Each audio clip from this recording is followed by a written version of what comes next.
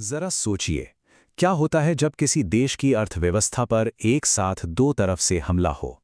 एक तरफ अंदरूनी घाटा बढ़ता जा रहा हो और दूसरी तरफ से बाहरी दबाव। आज हम भारत की इसी मुश्किल आर्थिक पहेली को सुलझाने वाले हैं। ये आंकड़ा जरा ध्यान से देखिए, 41.68 बिलियन डॉलर। ये कोई छोटी मोटी रकम नहीं है।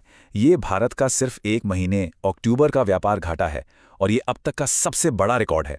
व्यापार घाटा मतलब जब हम खरीदने पर ज्यादा खर्च करते हैं और बेचने से कम कमाते हैं।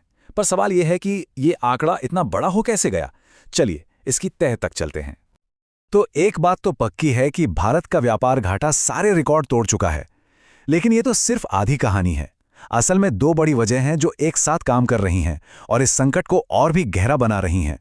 आइए इन दोनों को एक एक करके समझते हैं। तो चलिए सबसे पहले इस बढ़ते फासले को समझते हैं, यानी हमारे आयात और निर्यात के बीच की खाई, जो इस रिकॉर्ड तोड़ घाटे की सबसे बड़ी वजह है। अब देखिए अक्टूबर में हुआ क्या है। एक तरफ हमारा इंपोर्ट यानी आयात 16.63% बढ़कर 76.06 बिलियन डॉलर के रिकॉर्ड स्तर पर पहुंच गया और वहीं दूसरी तरफ हमारा एक्सपोर्ट यानी निर्यात 11.8% गिरकर सिर्फ 34.38 बिलियन डॉलर्स रह गया। मतलब साफ है, हम खरीद बहुत ज्यादा रहे और बेच बहुत कम, और ये जो बीच की खाई है ये तेजी से चौड़ी होती जा रही है। और ये कोई एक महीने का झटका नहीं है। अगर हम इस पूरे फाइनेंशियल ईयर में अप्रैल से अक्टूबर तक के आंकड़े देखें तो ट्रेंड और भी साफ दिखता है। व्यापार घाटा बढ़कर लगभग 197 बिलियन डॉलर हो गया है, जबकि पिछले साल इसी समय में ये करीब 71 बिलियन डॉलर था। ये एक बहुत बहुत बड़ी छलांग है जो बताती है कि ये समस्या लगातार बढ़ रही है। तो सवाल ये उठता है कि आखिर हमारे एक्सपोर्ट्स के साथ हो क्या रहा है। इंपोर्ट का बढ़ना तो एक बात है, लेकिन एक्सपोर्ट में इतनी गिरावट एक अलग और कहीं ज्यादा गंभीर चिंता का विषय है। और यहीं पर कहानी का दूसरा और बहुत अहम हिस्सा सामने आता है। ये एक दूसरा भारी दबाव है, अमेरिका की तरफ से लगाया गया टैरिफ का शिकंजा, जो सीधे सीधे भारतीय निर्यात की कमर तोड़ रहा है। तो ये अमेरिकी टैरिफ आखिर हैं क्या? देखिए, ये भारत से अमेरिका जाने वाले कुछ खास सामानों पर लगाया गया 50% का टैक्स है। इसका सीधा मतलब ये हुआ कि जो भारतीय सामान पहले अमेरिका में $100 का बिकता था, वो अब अचानक $150 का हो गया है। जाहिर है, इससे उनकी मांग अपने आप कम हो जाती है। चलिए अब जरा जमीनी हकीकत देखते हैं कि इन नीतियों का असल में हो क्या रहा है। इसके लिए हम कपड़ा उद्योग यानी टेक्सटाइल इंडस्ट्री का एक केस स्टडी देखेंगे, जो इन टैरिफ से सबसे ज्यादा प्रभावित हुई है। ये चार्ट अक्टूबर महीने की कहानी साफ साफ बता रहा है।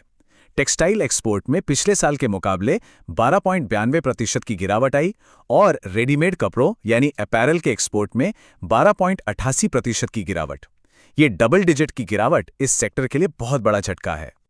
और ऐसा नहीं है कि ये गिरावट सिर्फ एक दो चीजों में है। सूती धागे से लेकर कपड़े, जूट, कालीन और हैंडीक्राफ्ट्स तक लगभग हर कैटेगरी में दोहरे अंकों की भारी गिरावट देखी गई है। इससे पता चलता है कि इस समस्या की जड़ें कितनी गहरी और फैली हुई हैं। तो ये जो परसेंटेज के आंकड़े हैं, इनका बिजनेस पर असल में क्या असर पड़ रहा है? चलिए समझते हैं कि ये भारतीय एक्सपोर्टर्स के कारोबार को कैसे प्रभावित कर रहा है।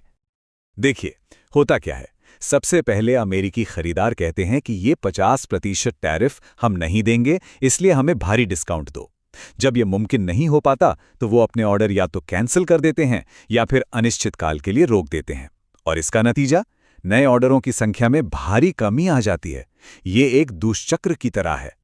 तो एक तरफ घर में बढ़ता व्यापार घाटा और दूसरी तरफ बाहर से टैरिफ का दबाव, इन सब के बीच भारत का आर्थिक भविष्य थोड़ा धुंधला सा नजर आता है। लेकिन सरकार का क्या कहना है? वाणिज्य सचिव राजेश अग्रवाल का बयान है, वैश्विक अनिश्चितताओं के बावजूद हम अपनी स्थिति पर कायम हैं।